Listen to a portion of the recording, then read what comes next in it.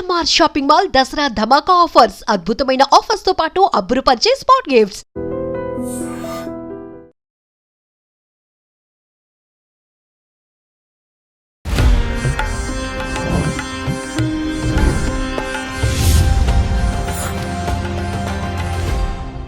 అమ్మ, మరి సరస్వతి అమ్మవారిని గురించి మనం మాట్లాడుకుంటే పిల్లలు చాలా సంతోషపడతారు. ఆ అవతారం రోజు వాళ్ళకి చక్కగా బుక్స్ కానీ పెన్స్ కానీ ఇస్తారు అని చెప్పి, అమ్మవారిని పూజిస్తే బాగా చదువు వస్తుందని చెప్పి కూడా నమ్ముతూ ఉంటారు కదా. మరి సరస్వతి అమ్మవారికి అలంకరణ కానీ ప్రసాదాలు కానీ మనం ఏం సమర్పించాల్సి ఉంటుంది, ఎలా పూజ విధానం అనేది ఉంటుంది తెలియజేయండి. సరస్వతి నమస్తుభ్యం వరదే కామరూపిణి విద్యారంభం కరిష్యామి సిద్ధిర్భవతు మే సదా. పద్మపత్ర విశాలాక్షి పద్మకే శరవర్ణని నిత్యం పద్మాలయాం దేవి సమాం పాతు సరస్వతి భగవతి భారతి పూర్ణేందు బింబానన. అమ్మవారి యొక్క పూజతో మొదలు పెడతారు. సరస్వతి అమ్మవారి యొక్క పూజతో అక్షరాభ్యాసాలు మొదలు పెడతారు. చిన్న పిల్లలకి చదువు నేర్పించడానికి మొట్టమొదటగా ఓం నమ శివాయ సిద్ధన్న మహారాసి ఆ అక్షరాలని దిద్దిస్తారు. ఈ శ్లోకం కూడా చెప్పిస్తారు. అయితే సరస్వతి అమ్మవారి గురించి చెప్పాలంటే 1000 పడగలున్న ఆదిశేషుడికైనా కూడా వర్ణించ నలవి కానీ అంత గొప్ప మహత్యం అన్నమాట ఆవిడది.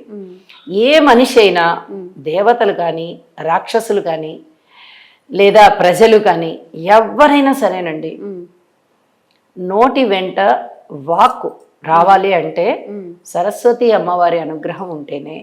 సరస్వతి అమ్మవారి యొక్క అనుగ్రహం ఉంటే బుద్ధి మాంద్యం ఉండదు. అలాగే మంచి వాక్ ఉంటుంది, వాక్ సిద్ధి ఉంటుంది, వాక్ శుద్ధి కూడా ఉంటుంది. అంటే మంచి మాట మాట్లాడగలరు, వాళ్ళు మాట్లాడిన మంచి మాట అవగలదు కూడా. వాక్ సిద్ధి అంటే వాళ్ళు మాట్లాడిన మాట అయిపోవడం. కొంతమంది అంటుంటారు, మీరు ఏం మాట్లాడినా జరుగుతుంది, కొంచెం ఆలోచించి మాట్లాడండి అని. సరస్వతి అనుగ్రహం ఎక్కువగా ఉన్న వారికి ఖచ్చితంగా వాక్ సిద్ధి ఉంటుంది. వాళ్ళు ఏ మాట మాట్లాడినా 99% అయిపోతుంది అనమాట. అంటే వాక్ సిద్ధి అనమాట వాళ్ళది. వాక్కు కూడా శుద్ధిగా ఉండాలి. అంటే మాట కూడా మంచిగా చాలా పవిత్రంగా మాట్లాడాలి. ఎప్పుడు తిట్టే మాటలు, ఇంకా అనరాని మాటలు, ఇంకా అన్పార్లమెంటేరియన్ లాంగ్వేజ్ ఉంటుంది. అలాంటి మాటలు మాట్లాడారనుకోండి, సరస్వతి ప్రభావం వారి మీద ఉండదు. అలాగే బుద్ధిమాన్యం, పిచ్చివాళ్ళు అయిపోతారు సరస్వతి అనుగ్రహం లేకపోతే. వాళ్ళు ఏం చేస్తున్నారో వాళ్ళకే తెలియదు, వాళ్ళు ఏం మాట్లాడుతున్నారో వాళ్ళకే తెలియదు, వాళ్ళు ఎలా ప్రవర్తిస్తున్నారో కూడా వాళ్ళకే తెలియదు. మనం రోడ్ల మీద చాలా మంది మేము పిచ్చివాళ్ళని చూస్తూ ఉంటాం. ఒంటి నిండా మట్టి పులుముకొని నల్లటి బట్టలు వేసుకుని లేదా మాసిపోయిన బట్టలు వేసుకుని వాళ్ళు అలాగా వెళ్ళిపోతూ ఉంటారు, ఏదేదో మాట్లాడుకుంటూనే ఉంటారు. మనం ఏమనుకుంటాము, వైద్యపరంగా చెప్పాలంటే ఏవో నాడులు లూజ్ అయిపోయి ఉంటాయి, పని చేయట్లేదు అనుకుంటాం. కానీ సరస్వతి అనుగ్రహం లేదనమాట. వాళ్ళు ఏ జన్మలోనో సరస్వతికి తీరం ద్రోహం చేశారు, ఈ జన్మలో అలా అయిపోయారు. ఇది కూడా మనం లెక్కలోకి తీసుకోవాలన్నమాట. అలాగే సరస్వతీదేవిని గనక పూజ చేసినట్లయితే అద్భుతమైనటువంటి చదువు, విజ్ఞానము కూడా. ఇప్పుడు వేదమాత గాయత్రి అని మనం ఎలా చెప్పుకున్నామో, ఈ చదువులన్నిటికీ కూడా సరస్వతి అని చెప్పుకుంటున్నాం. అసలు చదువు రావాలి అంటే ముందర నువ్వు చదువుకుంటేనే కదా ఎడ్యుకేషన్ అంటాం మనం. ఎడ్యుకేషన్ అంటే కేవలం అక్షరాలు దిద్దుకోవడం, చదువుకోవడం మాత్రమే కాదు, గ్రహింపు. అమ్మ దగ్గర, అమ్మ ఒడిలో శిశువు పెరుగుతూ ఉంటాడు, చిన్న పసిపిల్లాడు. అప్పటి దగ్గర నుంచి నేర్చుకుంటాడు, అమ్మ దగ్గర నుంచి, చుట్టూరా పరిసరాల నుంచి. అది కూడా సరస్వతీదేవి వల్లనే అబ్బుతుంది. ఆ జ్ఞానం ఉంటేనే, సరస్వతీదేవి యొక్క అనుగ్రహం ఉంటేనే ఆ గ్రహింపు శక్తి, ఆ జ్ఞానము ఇవన్నీ వస్తాయి. అక్కడ దగ్గర నుంచి ఈ వాతావరణంలో వచ్చేటటువంటివన్నీ కూడా శిశువు గ్రహించుకుంటూ వెళ్తాడు. ఆ తర్వాత అమ్మ ఒడిలో నేర్చుకున్నవన్నీ నేర్చుకొని, అంటే పసిపిల్లాడిగా ఉన్నప్పుడు ఎన్ని నేర్చుకోవాలో అన్నీ నేర్చుకుని తిరిగి పరిసరాల నుంచి నేర్చుకుంటాడు, ఇంట్లో వ్యక్తుల నుంచి నేర్చుకుంటాడు. ఆ తర్వాత గురుకులానికి వెళ్తాడు. పూర్వం రోజుల్లో గురుకులాలు ఉండేవి, ఇప్పుడు అంటే కాన్వెంట్లు వచ్చేసాయి కాబట్టి కాన్వెంట్లకు వెళ్ళి చదువుకుంటున్నారు. పూర్వకాలంలో గురుకులాలు ఉండేవి. ఆ గురుకులాలకు వెళ్ళి అక్కడ విద్యను అభ్యసించుకొని గురువు గారు ఆశీస్సులు ఇచ్చిన తర్వాత తిరిగి మళ్ళీ ఇంటికి వచ్చి వాళ్ళ యొక్క జీవనాన్ని ప్రారంభించుకునేవారు. ఈ క్రమం అంతా కూడా సరస్వతి యొక్క సాధనే. సరస్వతీ దేవికి అంత అమోఘమైన శక్తి ఉందన్నమాట. ఎవరైనా సరే, ఇప్పుడు మనకి రావణాసురుడు ఒక ఇది కావాలనే సంకల్పం చేసుకుని, ఆత్మలింగం కావాలి అనేటటువంటి సంకల్పం చేసుకుని ఒకసారి తపస్సు చేయడానికి వెళ్తాడు. సరస్వతీదేవి ఆయన వాక్కుని కొంచెం మళ్ళిస్తుంది. సాక్షాత్తు అమ్మవారే నా ఇంటికి రావాలని అడుగుతాడు మొట్టమొదట. మనకి భూకైలాస్ అనేటటువంటి సినిమాలో కూడా ఈ సంఘటనని పెట్టారు.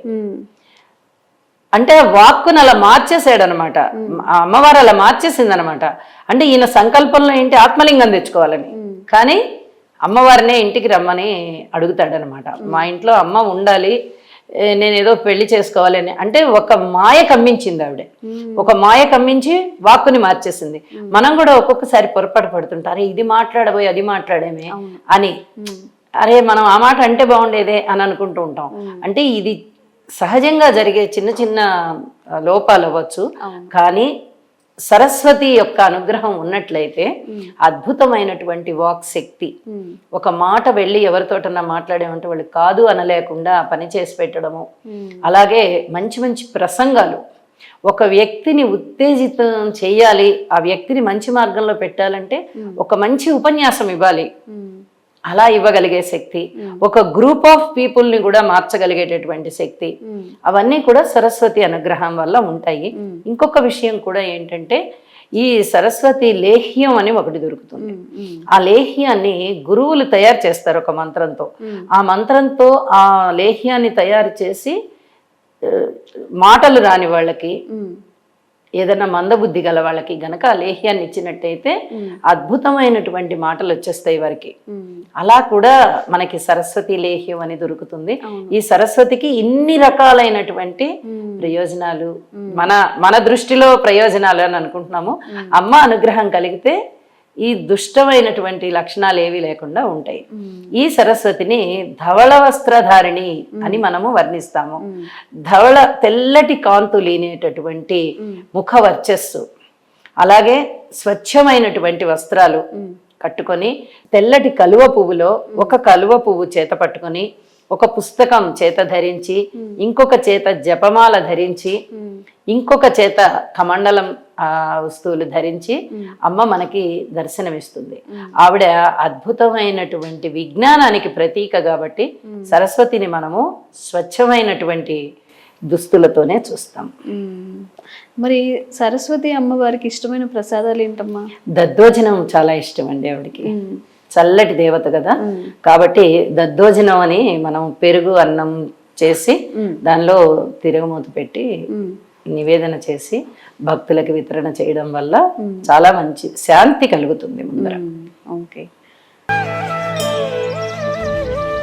తవ్వండి, తవ్వుతూనే శివలింగం సరే దాన్ని అట్లా కప్పేసేయండి, చూపించదండి. కృష్ణ ఇస్ దేర్, మూర్తి పూజ కాదు, సాక్షాత్ బ్రజేంద్ర నందన భగవాన్ ఉన్నారు మూర్తిలో. ఏమీ ఆశించకుండా ఆరాధించే వాళ్ళు కూడా ఉన్నారా ప్రభుజీ? నిజమైన భక్తి అంటే మనకు తెలియదు కాబట్టి